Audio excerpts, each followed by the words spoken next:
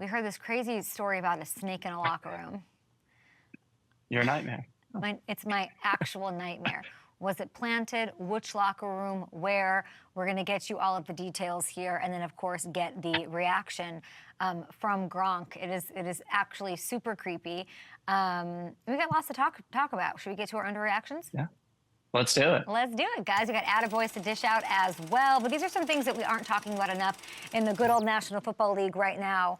And this is something I was texting Chris and Hamilton, our intrepid producers. They live in New York, and I was texting them during this Niners game for all the craziness of the Niners game and all the Jake Moody and all the Debo and all the Pepper. Like, lost in that sauce was Brock Purdy, just getting into a groove and really looking great and not having a fully healthy arsenal, even though we had CMC back. The Niners haven't had the start we've expected, and Brock's stats might not be as outrageous as they were a year ago, but he also had a healthy complement of receivers back then. I think what he's doing right now is more impressive, and it's getting no love. Unless he's doing poorly, we don't speak about him.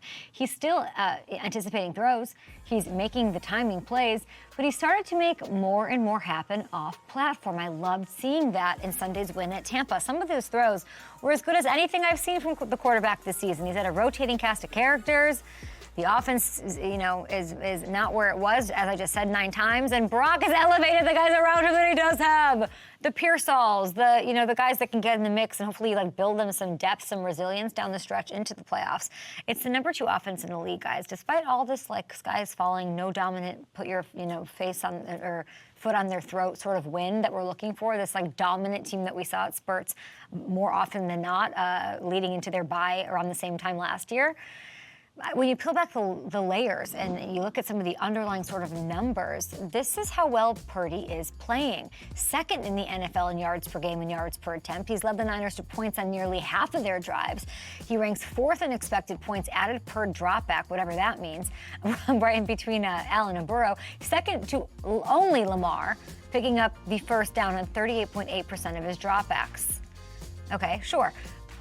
Whatever you look at there, this is a top 5 quarterback. That's all that says, right? That's what that is, and hopefully will only get better. In the game through 4 quarters, I liked seeing him sort of start shaky and get into a rhythm that was nice. And then I think the added stability of CMC being back, if he plays at a near MVP level, if you get 80% of what CMC is back, that's great. They host the Seattle Seahawks on Sunday. A win. Gives them, maybe they went wobbly and wonky, but the win's a win. That would be 3 straight. That puts them right back in a tie for first place in the NFC West. Now, they are currently 3rd behind the Lions and Eagles at plus 550 to win the NFC. Do we have that? Do we have the odds board on that? I want to see. No? Oh, in the NFC. I can't decide if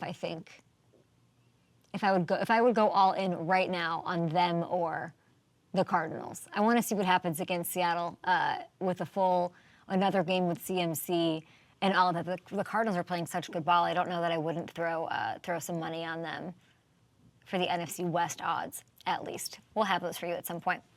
Say it again, NFC champion, but NFC West.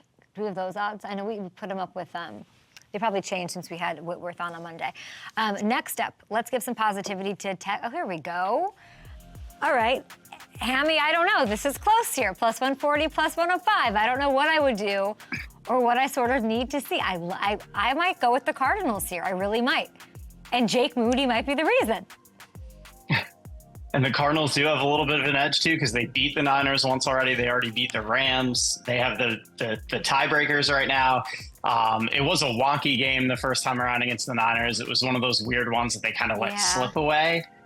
They play week 18, by the way, which could be for the division, which would be kind of wild. But I love what the Cardinals are doing this year. I think Jonathan Gannon should be getting a lot more love in the Coach of the Year conversation.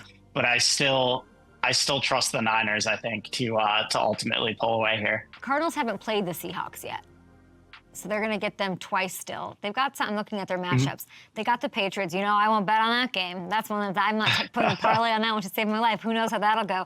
They have the Vikings to kick off December. Then they've got the Panthers.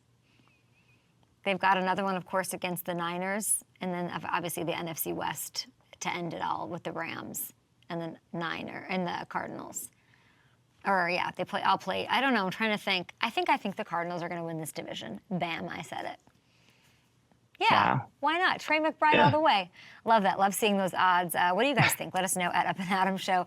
Should we give some positivity to the Texans and their fans over a couple of rough weeks? Nico Collins, please come back. I mean, he is set to make his debut. They've got the Monday nighter to seal Week 11 against the Cowboys.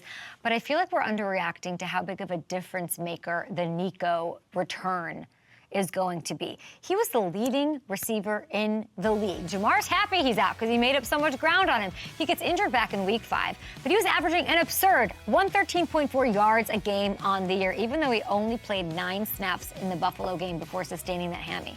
I mean, his absence really made Houston, I don't even know, one-dimensional, flat, uninspiring. This offense didn't look the same without him, and neither did C.J. Stroud's production. The loss was compounded, of course, when Diggs went down. But take a look at this. Texans 4-1 when Nico's healthy, 2-3 without him. Stroud's yards, his completion percentage, passer rating, on top of the world to below average without him. If you put that in perspective, the passer rating in weeks 1 to 5, guys, was 9th. Since week 6, no Nico, 30th. What? That's glaring. That is staggering. So even though the Texans didn't have sustained success over that stretch, there was a silver lining. We did see more opportunities for guys like Tank Dell and John Mechie. They stepped up. They got reps that they wouldn't usually have, but they might need down the stretch. Maybe develop some chemistry with Stroud, who's been getting hit. It hasn't looked like the rookie of the year, but that expectation was sort of crazy to begin with. I think that the options, the depth, that's what I say it a lot. It'll just pay off, hopefully, if they have more setbacks or if he'll have more options through his reads. I don't know. I don't know what to make of the Texans. What do you guys think? I'm only hoping that our guy, Nico Collins, coming back brings them right up to that level where we expect them to be and where their talent is. And they are, if you're, moving the abacus and seeing which way the wind blows over on FanDuel Sportsbook, 4th best odds still to win the AFC. 4th best odds at plus 950. So I would say now is a good time to get back on the Texans train if you decided to hop off of it. Okay, next, underreacting. Listen, we know what Saquon's done for the Eagles. Nobody's underreacting to that. But let's talk about the defensive situation, okay? This is a 7-2 start. We had Fletcher Cox on the program, a legend, 12 years there in this Eagles thing. Giving love to Jalen Carter, to the defense, to Fangio, to everyone. This has been a night and day transformation. We are not talking about it enough. Here's what I mean. The move to bring in Fangio has really worked well. Eagles are top 5 in every major defensive category. They were bottom 5 across the board a year ago. They held Cooper Rush to 45 passing yards on 23 attempts on Sunday. They had Burrow, his worst performance of the season. They've been clicking. Love those Kelly Greens, too. Okay, Vic, obviously, that's helped. He's not getting enough credit, but Roseman always deserves a little extra. He overhauled 60% of the secondary. And every button he pushed this season, you cannot tell me it has not worked. Quinyon Mitchell, their first rounder, 8th lowest passer rating allowed of any corner in the NFL this season. He's up there with Stingley. He's up there with Sertan. No one's talking about it. And he's getting better every week. 2nd rounder, Cooper DeJean, okay? They're singing about him on the sidelines. I love this guy. Friend of the show. He didn't get reps really at nickel until week 6, and now he's PFF's 3rd highest graded corner since that point. He held CeeDee Lamb, not the Sun, this guy, Cooper DeJean, okay? Sunshine kept CeeDee to 2 catches for 5 yards on Sunday when they were matched up. And the return of CJ Gardner-Johnson, that's paid off big time. He's had picks in 2 of the last 3 games. He's brought an edge back to this group. I don't want to overlook Darius Slay either. He's been playing at a great level. This group is I love watching these highlights. What a game that was. This group's going to get tested to kick off Week 11. Major test. Fletcher Cox was like, they're coming off a dominating win. They got Jaden Daniels. They got this Commanders offense, all the wrinkles that come with that. The Eagles are 3.5-point favorites in that one. At the link, it's hard to not give it to them. I don't know if there's a parlay. There might be a little bit of a profit boost token. I don't know. I haven't heard from the overlords yet. We're waiting to hear back from them. But I do know that FanDuel ambassador and BFF of FanDuel, Gronk, is on the show. And he's on it right after this. We're going to get